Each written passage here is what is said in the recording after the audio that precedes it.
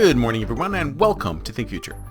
My name's Chris Kalaboukis, and once again, we're coming at you live from deep in the heart of Silicon Valley, California. We're talking innovation, startups, the future. Not necessarily those, and not necessarily in that order. If you're watching on YouTube, smack that subscribe button and hit that bell so you can be notified when a new show comes online. And if you're listening on your favorite podcast service, please subscribe. And please drop a note on Apple Podcasts. I greatly appreciate it. Now, as you can tell, I am a huge Star Trek fan. I've been a huge Star Trek fan ever since I was a little kid. When I first saw the Enterprise whizzing across that screen, huge fan. I've watched every episode of every show multiple times. And not just the original series, but everything since then. I guess you could say I'm a kind of a dyed-in-the-wool Trekkie. And even though recently things have changed for the franchise, it's feeling different, I've been watching the latest series called Strange New Worlds. And Strange New Worlds is set prior to the original series, in the time of the original series, with the flavor of the original series. It's episodic. The stories occur within the show, but there are story elements that pass from show to show.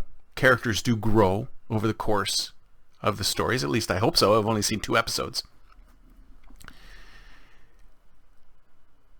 And it reminded me of something I read just a little while ago. This other gentleman, who also calls himself an optimistic futurist, although I would disagree in his assessment.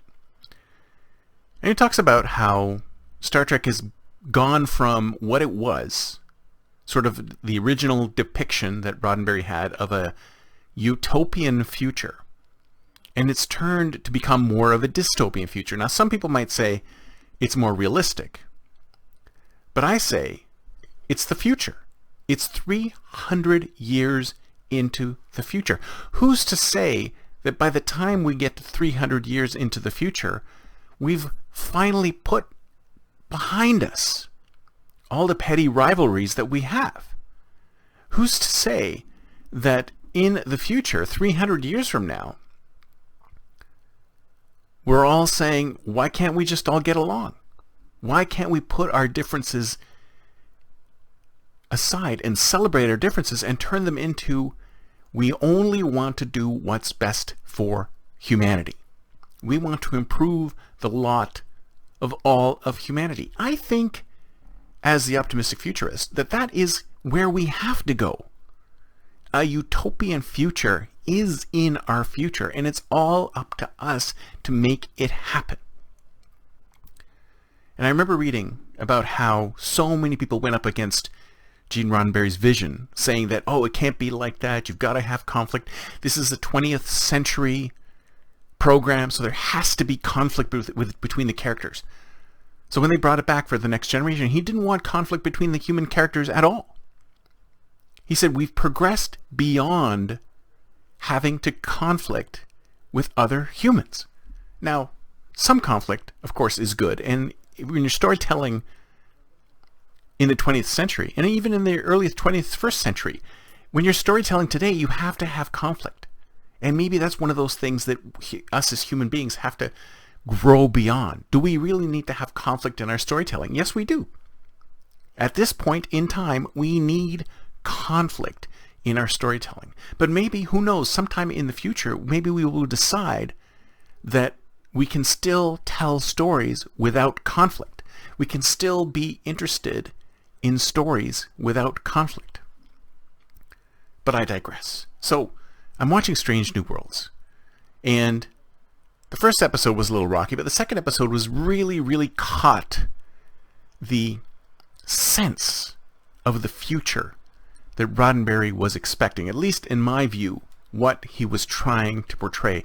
A future where we are beyond all of our petty conflicts,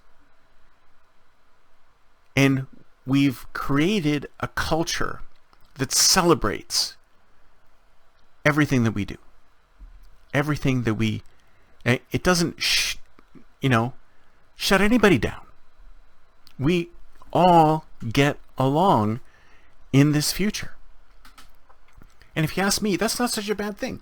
Why can't we all work towards building the kind of future that Roddenberry originally envisioned, where we do all get along, we all work together, and even though we're all different, and it's like I was mentioning before with reality tunnels, we all travel down our own reality tunnel over the course of our lives.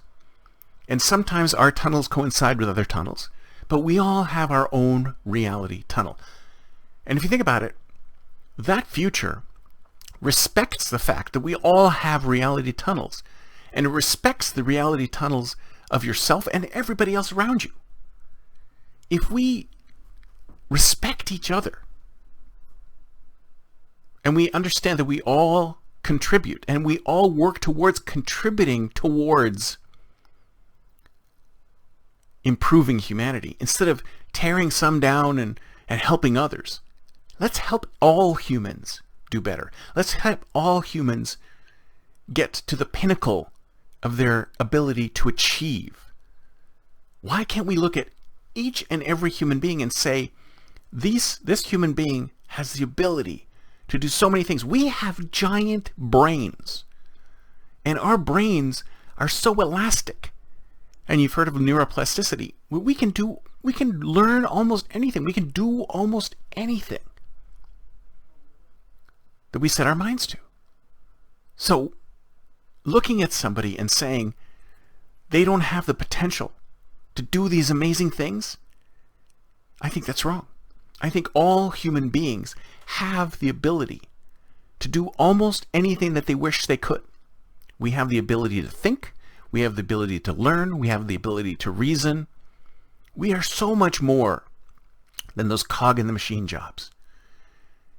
That future that Roddenberry proposed, and that future that's in Strange New Worlds, it's a future where we all work together to improve humanity. Humanity has finally decided that we're all going to go in the same direction. And isn't that the essence of utopia? And isn't that something we should all work towards? That's it for me for today. See you next time, and until then, don't forget to think future.